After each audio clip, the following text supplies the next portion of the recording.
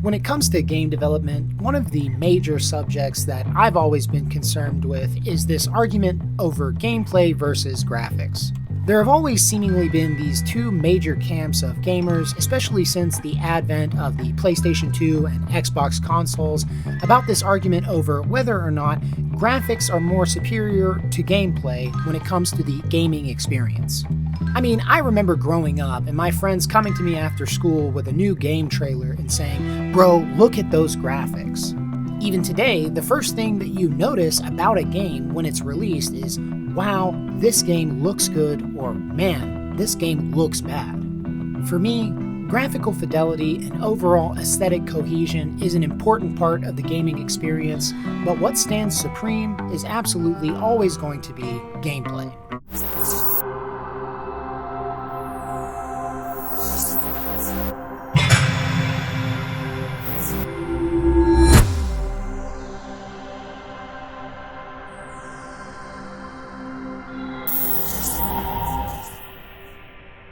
Hello fellow travelers and welcome to the Hardlight Network. For those of you who have followed this channel for any length of time, you know that I am a major fan of retro titles. And if there's one thing that retro games have head and shoulders above their graphical fidelity, especially compared to modern AAA games, are their timeless gameplay mechanics. Apart from nostalgia, the thing that keeps me returning to these older titles is their focus on gameplay. And while there are many older examples of games that certainly look beautiful, they simply don't compare to modern titles. In today's video, I wanted to outline the discussion between gameplay versus graphics and the relationship between the two. But before we get into today's video, guys, do me a solid and hit that like button, subscribe so you don't miss out on any of the content that I've got coming up for you guys in the future, and also take to the comment section down below with your thoughts on this issue. Also, if you feel so inclined and you want to support this channel further, there are super thanks and memberships options down below. Feel free to join the channel today for access to exclusive content and perks that you can't get anywhere else. But without any further ado, let's get into today's video. Today's reading comes to us from automatonmedia.com and is titled, "Bayonetta director Hideki Kamiya says pretty graphics alone don't do much for him. A good action game needs mechanics no other game has." Hideki Kamiya talks about how far 3D action games have come in recent years and what he values most in the genre. Hideki Kamiya, the creator behind influential titles like Devil May Cry, Bayonetta, and Okami, recently participated in a three-way discussion with Famitsu and Morbid Metal creator Felix Shade. He talked about how far 3D action games have come in recent years and what he values most in the genre, both as a player and as a developer. "When I make a new game, I try to come up with a unique gameplay mechanic that can only be experienced in that game. For example, in Bayonetta, it was the Witch Time system, where dodging an enemy attack slows down time, and in Okami, it was the Celestial Brush, which lets you directly affect the game world by drawing." When Shade mentions that fewer games being released nowadays introduce such innovative ideas, Kamiya says that he's personally not drawn to games that only offer improved graphics. "As a player, I want to get excited by the unique experiences which only that one game can offer." At the same time, Kamiya is impressed by how far 3D action games have come as a genre.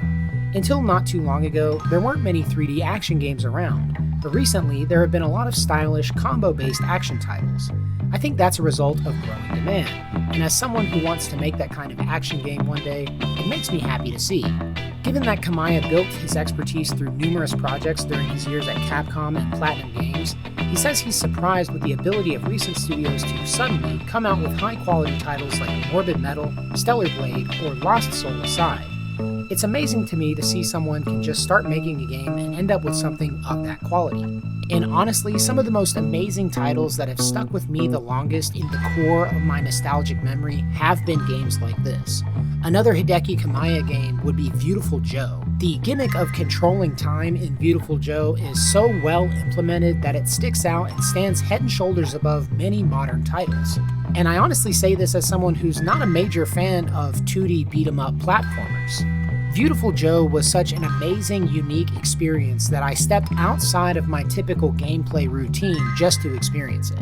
Another one of my favorite titles was Tenchu Z from the Xbox 360 era of consoles. This game is butt ugly. It does not look good, but the controls are tight and the ability to customize your own ninja was just such a unique, awesome experience for me that I still play it to this day. Tenchu Z literally had a catalog of like 4 different levels that you revisited over the course of 50 different missions.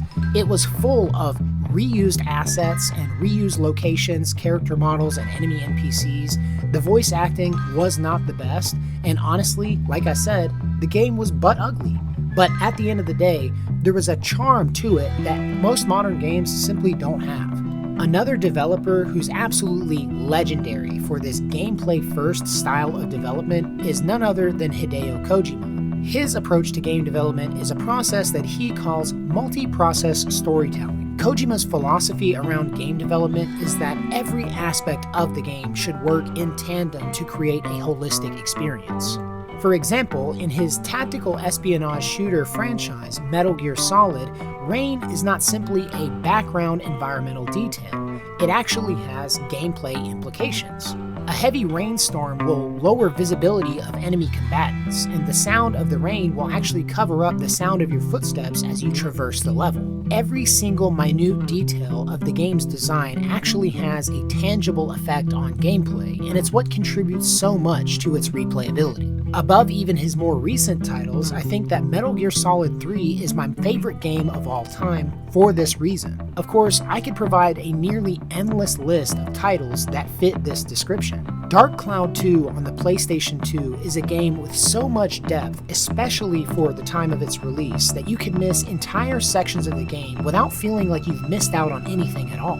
Chibi Robo on the GameCube is an action-adventure platformer with a deceptively simple presentation. The sheer amount of variety in the world of this tiny little robot is astounding and definitely worth playing even on modern systems. It's just unfortunate that it's so difficult to get a hold of a copy of this game now. There is an absolute wealth of gameplay to explore in games both old and new. Games like Animal Crossing, Dark Souls, Kingdom Hearts, Resident Evil, and the list goes on and on and on. Games that were certainly beautiful in their time, in their own way, whose actual value is found in their nearly immortal gameplay. There is a reason why games like Super Smash Bros. Melee have such a massive, dedicated, rabid fan base even to this day. There's a reason why there are entire channels on YouTube dedicated to multi-hour lore breakdowns of Ocarina of Time. At the end of the day, graphics are an important part of the gameplay experience, but ultimately what really matters is the core experience, and that's found in the gameplay. But that's going to do it for this video today, guys. Thank you so much to everybody who has watched up to this point.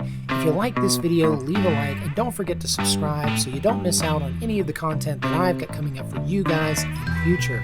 Also, take to the comment section down below and let me know your favorite game of all time. In an industry that's absolutely infested with the boomer mindset of greedy corporate executives constantly pushing the limits on photorealism in order to sell more copies, it's good to know that we can go back in time and play these games that are actually fun. Of course, with that being said, I've got a long list of games that I've got to get back to. So, as always, thank you guys for watching. If you liked the video, leave a like, and until next time, love you guys, safe travels.